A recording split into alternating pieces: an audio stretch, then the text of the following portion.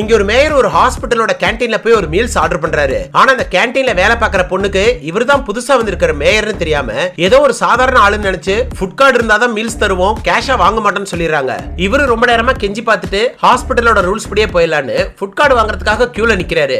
அங்க போய் அவரோட வேலை விஷயமா அவசரமா போன்ல பேசிட்டு இருக்காரு. இவர் ரொம்ப நேரமா கியூல நின்னு போன் பேசிட்டு இருக்கிறதுனால கரெக்டா ஃபுட் கார்டுக்கு பேமெண்ட் ஆயிட்டு இருக்கிற நேரமா பார்த்து போன் ஸ்விட்ச் ஆஃப் ஆயிடுது. சோ ரிசப்ஷன்ல போய் சார்ஜ் போறதுக்கு இடம் எங்கன்னு கேக்குறாரு. அதுக்கப்புறம் அங்க போய் பார்த்தா அங்க இருக்கிறது ஒரே ஒரு சார்ஜர், அதுலயுமே வேற ஒருத்தர் அவசரம்னு சொல்லி சார்ஜ் போட்டுட்டு இருக்காரு. அப்பதான் இந்த ஹாஸ்பிட்டல்ல பொதுமக்கள் எவ்வளவு கஷ்டப்படுறாங்கன்னு தெரிஞ்சுக்கிறாரு. இந்த மாதிரி ஒரு அவசரத்துல ஒரு சாதாரண ஆள் வந்தா எவ்வளவு கஷ்டப்படுறாங்கன்னு புரிஞ்சுக்கிறாரு. இப்படியே நேரம் ஆயிட்டே போகுது. கடைசியா 1 மணி நேரம் கழிச்சு தான் அந்த சார்ஜர் கிடைக்குது. இவரு சார்ஜ் போட்டுட்டு அந்த போன் ஆன் பண்றாரு. அதுக்குள்ள அவசரமா ஒரு கால் வரவும் அதுல பேசிட்டு இருக்காரு. அப்ப அங்க வந்த தண்ணி கேன் போட வந்தவன் இவரை பார்த்தது இவர் மேயர்னு கண்டுபிடிச்சிடறான். சோ அவனோட பவர் பேங்கை கொடுத்து இவருக்கு ஹெல்ப் பண்றான். கடைசியில இவர் ரொம்ப நேரமா இங்கேயும் அங்கேயும் சுத்திட்டு இருந்ததுனால லஞ்ச் டைம் முடிஞ்சு அவங்க அம்மாவுக்கு சாப்பாடு தீர்ந்து போயிடுது.